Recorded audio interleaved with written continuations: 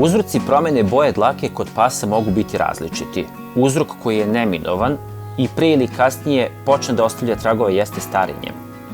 Starenje je prirodan proces i ukoliko je vaš ljubimac u poznijem životnom dobu, normalno je da se kod njega jave sede dlake, posebno oko očiju, usta, obraza i ušiju.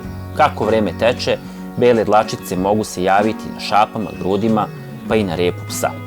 Karakteristično crvenilo dlake kod pasa posebno je uočljivo kod pasa malih rasa sa belom dlakom i javlja se u regijama koje su često vlažne, u predelu oko očiju, usana i na šapama. Promene boje oko očiju se dešavaju zbog suženog suznog kanala ili njegovog potpunog odsustva.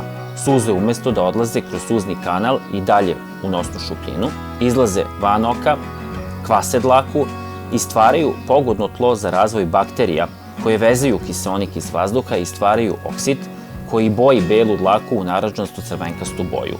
Što je dlaka duža, to će se promene u boji jasnije uočavati. Kako ovaj estetski problem ne bi prerastao u zdravstveni zbog potencijalnih nastanka iritacije i infekcija, potrebno je da dodatno povedete računa o higijeni očiju svog ljubimca. Redovno ih čistite od nakupljenih suza i krmelja i budite posebno pažljivi kako ne biste povredili psa.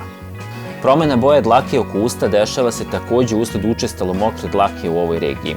Dok pas pije ili jede, na dlaci se skuplja višak tečnosti i ona postaje pogodno tlo za razvoj mikroorganizama koji dovode do tamljenja dlake. Pored promene boje, kao simptom može se javiti i neprijatan miris dlake i u ovom slučaju je adekvatna nega vaš najveći saveznik. Kada se radi o promjeni boje dlake u predelu šapa, ona je uslovljena uglavnom znojenjem šapa. Psi imaju znojne žlezde samo između prstiju na šapama. Usled povećane vlažnosti ove regije mogu se javiti i bakterije i gljivice i drugi zdravstveni problemi. Ako se veterinarski pregledom ustanovi da se pored promene boje dlake javila i neka infekcija, psu će biti prepisana odgovarajuća terapija. Kako je kod pasa način ishrane od ključne važnosti po celokupno zdravlje, postavlja se pitanje da li hrana utiče na promjenu boju dlake. Brojne istraživanja su se bavila ovom temom i zaključeno je da hrana može imati uticaj na boju dlake. Neadekvatna ishrana, koja za posljedicu ima povećano unošenje karotena, dovodi do pojave koje se naziva karotemija. Manifestuje se pojavom žuto-narandžaste boje na koži i dlaci.